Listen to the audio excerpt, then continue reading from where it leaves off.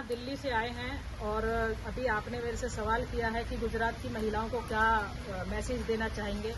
तो मैसेज इतना सा है कि जहाँ व्यक्ति जो काम करता है ना उसकी वहाँ पूजा नहीं होती है, वो उसको ऐसे ही बहुत लाइटली ले लेते हैं।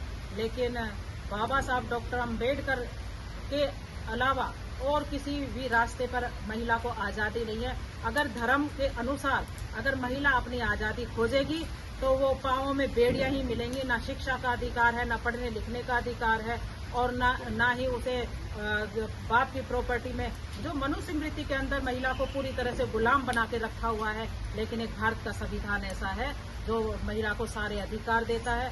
क्योंकि बाबा साहब पहली बार अमेरिका गए थे तो उन्होंने अमेरिका की तुलना भारत की महिलाओं से की थी और उन्होंने ये देखा कि भारत की महिलाएं तो केवल और केवल घर तक सीमित हैं और अमेरिका की महिलाएं जो कंधे से कंधा मिला करके पुरुषों के काम कर रही थी। तो बाबा साहब ने वहां भी एक संकल्प लिया था कि मैं भारत की महिलाओं को आजाद कराऊंगा।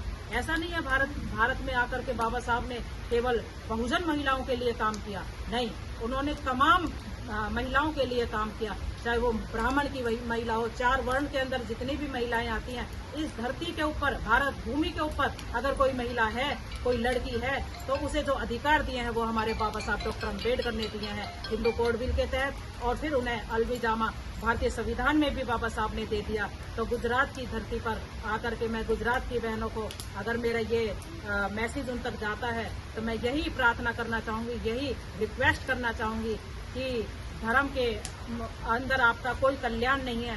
धर्म केवल और केवल आपको मूर्ख बनाने का एक जरिया है और भारत का संविधान आपको एक उन्नति का रास्ता देता है। अगर किसी घर में किसी महिला ने बाबा साहब डॉक्टर अम्बेडकर के विचारों को मान लिया और बाबा साहब डॉक्टर अम्बेडकर के विचारों पर चलकर अपने घर को आगे लेके जाती है तो वास्तव में मैं इस बात की रिटर्न में गारंटी देती हूँ कि बाबा साहब के रास्ते पे जो चलेगा वो आगे तरक्की करेगा। क्योंकि बाबा साहब डॉक्टर अम्बेडकर ने कहा था शिक्षा वो शेरनी का दूध है जो पिएगा वही दहाड़ेगा। और बाबा साहब डॉक्टर अम्बेडकर ने कहा था कि एक रोटी कम खा लेना लेकिन अपने बच्चों को शिक्षित जरूर करना।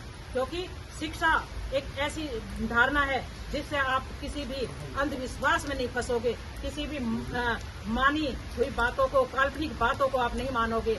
लेकिन विज्ञान एक ऐसी चीज है जिसको आप तथ्य के आधार पर साइंटिफिक तौर पर उसे प्रूव कर देते हैं कि ये बात हमें माननी चाहिए। तो हमें बाबा साहब के रास्ते पर चलते हुए सारी की सारी बातें सच्ची मिलेंगी। और जब तक हम इन मनुवादियों की बातों में रहेंगे तो अपना भी मूल नाश करेंगे और अपने परिवार का भी मूल नाश करेंगे।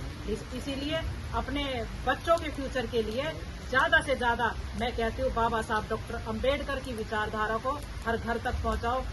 गीता रामायण महाभारत को निकाल करके फेंक दो और भारत के संविधान की कॉपी अपने अपने घरों में रख लो। मैं कहती हूँ 101% नहीं 1000% उस घर का भला हो जाएगा। जय भीम, जय भारत।